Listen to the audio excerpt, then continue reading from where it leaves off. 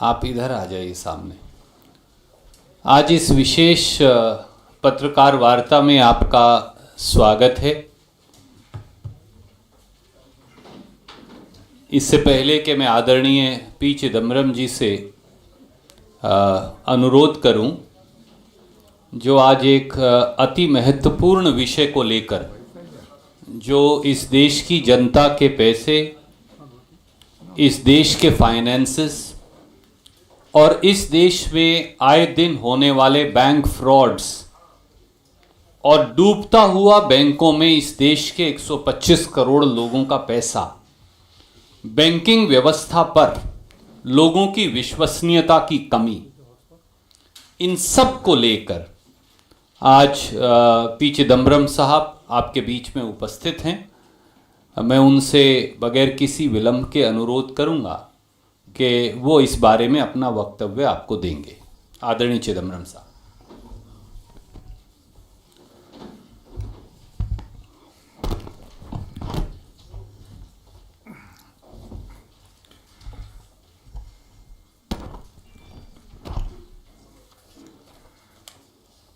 Good afternoon. Thank you for being present on a Saturday afternoon.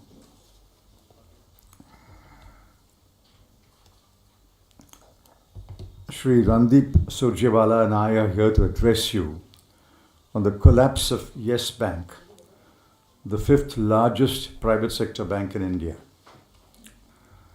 I know that the government and the finance minister would wish the story to vanish from the media, print and TV, but I'm afraid, despite their best efforts, the mismanagement of financial institutions by the BJP government will be an issue that will remain in the public domain and be debated extensively. Thanks to the media, especially the social media, the Yes Bank issue has reached most people who are concerned about the economy and its institutions. The best judge of the management of the economy is the market, not the finance minister, nor any ex-finance minister, nor any newspaper. Even allowing for the effect of the coronavirus threat, it is noteworthy that yesterday the Sensex fell by 884 points. The coronavirus threat, it is noteworthy that yesterday the Sensex fell by 884 points. The price of an SBI share fell by rupees 18, and the rupee to US dollar declined by 54 paise or minus 0.74%. The price of an Yes Bank share fell from rupees 36.80 to rupees 16.15. Actually, it is worthless. Yesterday, I put out some numbers regarding the loan book of Yes Bank. Since the numbers are significant and you need to reflect on them, I'm repeating that data. I've given the year and the outstanding loans. March 2014, rupees 55,633 crore. March 2015, rupees 75,550 crore.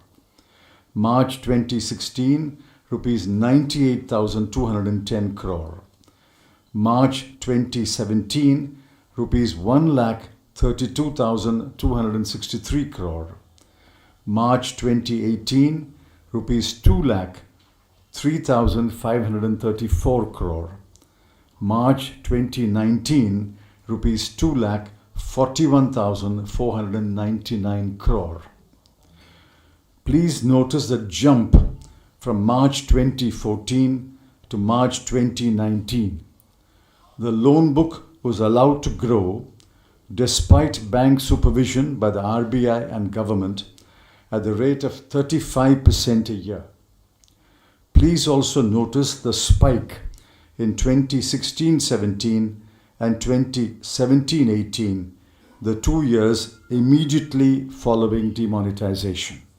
Is no one in the RBI or government accountable? Which committee or who authorized the grant of new loans after March 2014? Were not the RBI and government aware that Yes Bank was on a loan-giving spree? It was not banking, but buccaneering. Did no one in the RBI and the government read the balance sheet of the bank at the end of every year? Why did nothing change after the CEO was replaced and a new CEO appointed in January 2019? Why did nothing change after a former deputy governor of the RBI was appointed to the board of Yes Bank in May 2019? Why did the alarm bells not ring when Yes Bank reported its first ever quarterly loss in the quarter January-March 2019? The Yes Bank fiasco is only part of the mismanagement of financial institutions under the watch of the BJP government. Here are some crucial data points. 1.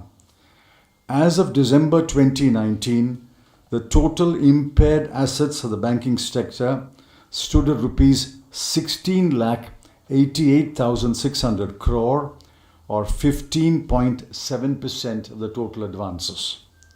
2. Total write-offs since FY 2014 have amounted to rupees 7,78,000 crore or 7.3% of the total advances. In 2018-19 alone, the write-offs amounted to rupees 1.83 lakh crore. 3. As of December 2019, gross NPAs stood at rupees 9,10,800 crore. 4. The size of gross NPAs may be underestimated. The number will rise once the moratorium on declaring stressed assets of SMEs is lifted on March 31, 2020. 5. The Mudra scheme has seen a write-off of about 2 lakh crore rupees, besides generating an NPA of over rupees 17,000 crore in the 4.5 years since its inception. 6. According to the FM's answer to a question in Parliament, the amount involved in frauds in banks and select financial institutions increased from rupees 10,171 crore in 2013-14 to rupees 1,43,068 crore in the first 3 quarters of 2019-20. Those are points for you and the people to ponder. Let me return to the Yes Bank story and the resolution plan proposed by SBI. The plan appears to be that SBI will invest rupees 2,450 crore to pick up a 49% stake in the restructured capital of the bank at a price not less than rupees 10 per share, face value rupees 2. This is bizarre when the net worth of the bank is perhaps zero. We will await details of the plan before we comment further.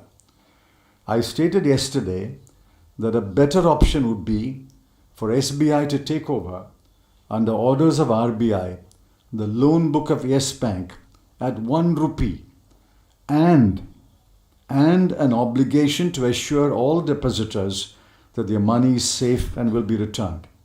Simultaneously, SBI should make every effort to recover as much as possible of the outstanding loans. There are other options that can be explored in consultation with former governors Dr. Rangarajan and Dr. Y.V. Reddy. The Yes Bank story is not over, but I shall stop for the present and answer a few questions on the subject. We'll take questions now. Anil, we will start with you. Sir, there is a report in Telegraph today on friends of Modi. What kind of action you recommend for them? I have not read the report. Who are the friends of Modi? Not Randeep, not I. Who are? Anil Ambani and SL Group. Well, the FM named them yesterday. The finance minister named them yesterday, so it's for her to take action. In the resolution plan, there is a proposal that the bond purchase from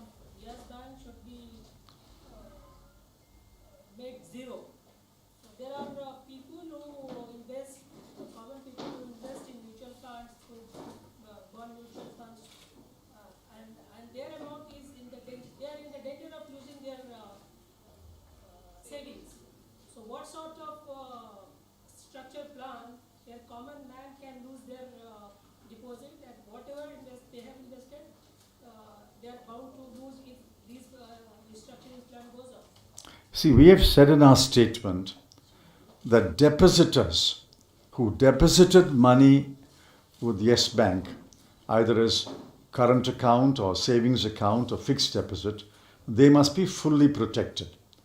Now, I don't know the size of exposure of Yes Bank bonds to mutual funds. I don't know which mutual funds invested how much in the bonds of Yes Bank. So without those numbers, it'll be very difficult to comment. That's why I said let's wait for the details of the plan. But the plan proposed as of yesterday night appears to be quite bizarre. That you're buying a worthless share for a price of not less than rupees 10. Sanjeev, I'll come to you, man. I have to go.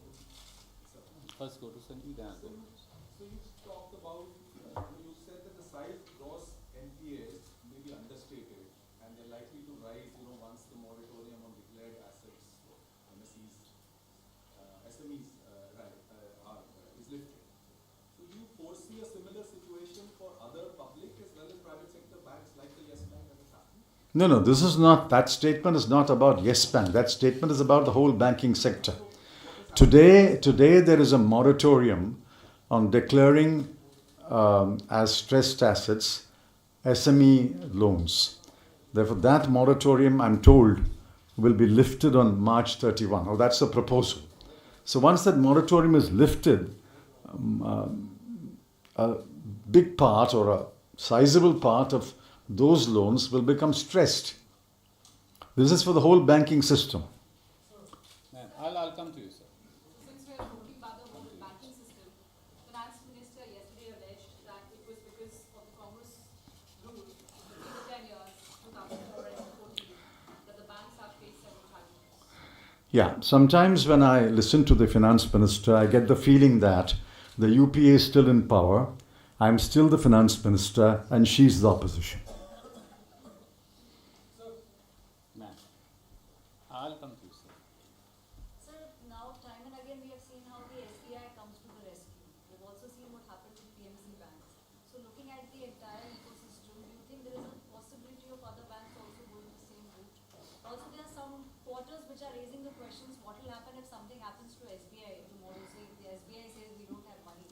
I don't get the impression that SBI is a volunteer in the Rescue Act. Just as LIC was not a volunteer in the IDBI Bank Rescue Act. These are command performances. I'll come to you. I'll come to you, sir. I'll go to you and then I'll go to Supriya after that. जो private banks हैं उनका yearly audit नहीं करती है या time to time check नहीं करती है, क्या आरबीआई को पहले से पता नहीं होगा कि क्या सिचुएशन चल रही है?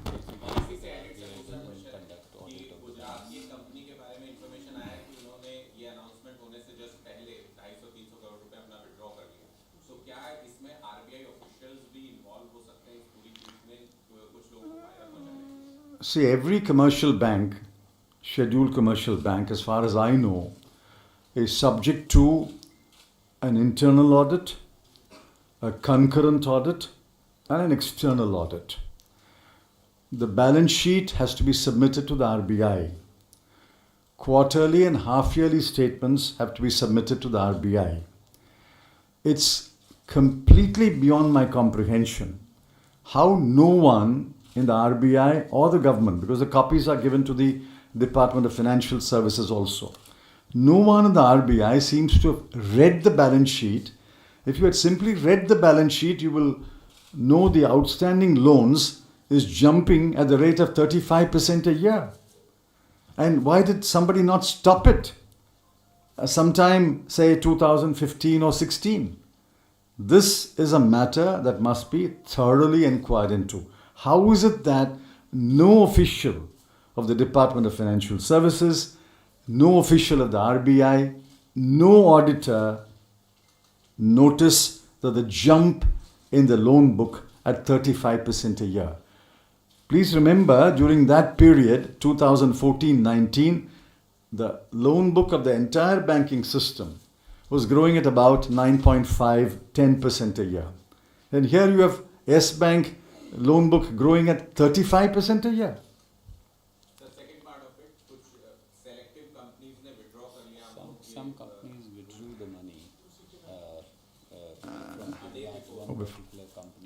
Well, if somebody had insider information and withdrew the money, that money has to come back to the bank. But I don't know the facts, so I can't comment more. Sir, in a given economic situation, and the latest example you have given of the Yes Bank, in previous PNC Bank, LIC and IRFS, in such a situation, do you think there is a symptom of what Indian economy is gearing towards the financial emergency? Well, I don't wish nor do I predict a financial emergency. All this points to mismanagement. And if you continue to mismanage, obviously you will lurch from one crisis to another. And multiple crises will land us in a very, very difficult situation. Yesterday, I pointedly asked, does the finance minister know the numbers that I've put out? Whether she knew it before I put it out or whether she knew it after I put it out is immaterial. Once these numbers are before her, was she not bound to answer one simple question? How did the loan book jump from 55,000 crore in 2014 March to 2,41,000 crore in 2019 March? That is a period of 5 years when, let me say with humility, I was not the finance minister. Supriya. So I have a question slightly different from this issue. One is it's about the government has come out with this ad of selling its entire stake in Bharat Petroleum. No, let's finish Yes Bank, please.